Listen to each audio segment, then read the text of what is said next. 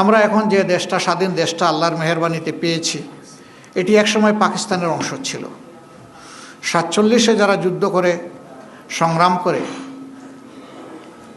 পাকিস্তান তৈরি করেছিলেন, তারা অনেক ভালো কথা বলেছিলেন, কিন্তু সেই ভালো কথার প্রতিফলন জনগণ দেখেনি।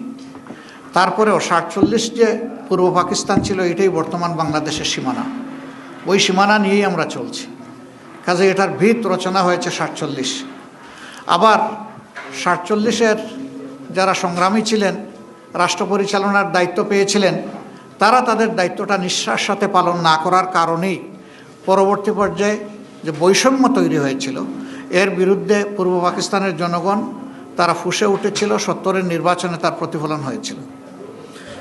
এই নির্বাচন অনুযায়ী 70 সালে ক্ষমতা হস্তান্তরের কথা ছিল শান্তিপূর্ণভাবে, সেটি না হওয়ার কারণেই মুক্তিযুদ্ধ অনিবার্য হয়ে উঠেছিল এবং সেই মুক্তিযুদ্ধে অসংখ্য জীবন চলে গিয়েছে, অসংখ্য মানুষ আহত পঙ্গু হয়েছেন। যারা অংশগ্রহণ করে যুদ্ধ করেছেন, যারা চলে গেছেন এবং যারা আহত হয়েছিলেন, তাদের সকলের প্রতি আমরা গভীর শ্রদ্ধা নিবেদন করছি।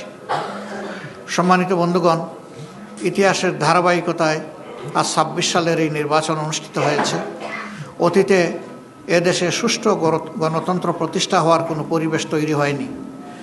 আমরা আশা করি যে আমাদের সমবেত প্রচেষ্টায় সরকারি দল, বিরোধী দল মিলে আমরা যদি দায়িত্বশীল আচরণ করি, জাতির প্রতি যদি আমরা দায়বদ্ধতা নিয়ে কাজ করি, তাহলে গণতন্ত্র তার প্রাতিষ্ঠানিক রূপ পাবে ইনশাআল্লাহ।